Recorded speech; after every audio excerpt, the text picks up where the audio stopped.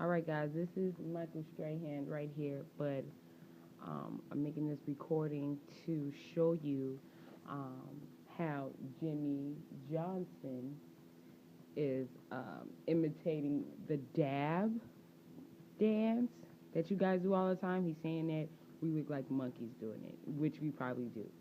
Dress player in that interview. I thought he was going to the Oscar. But excuse me. All right, Mike, that's not how you do. What is all that? I don't know. Yeah. That's not how you do it. They didn't get it, and they probably did, but I definitely got it, and that was like throwing shade onto black culture or black entertainment of what we're doing nowadays and how we're looking outside of our race.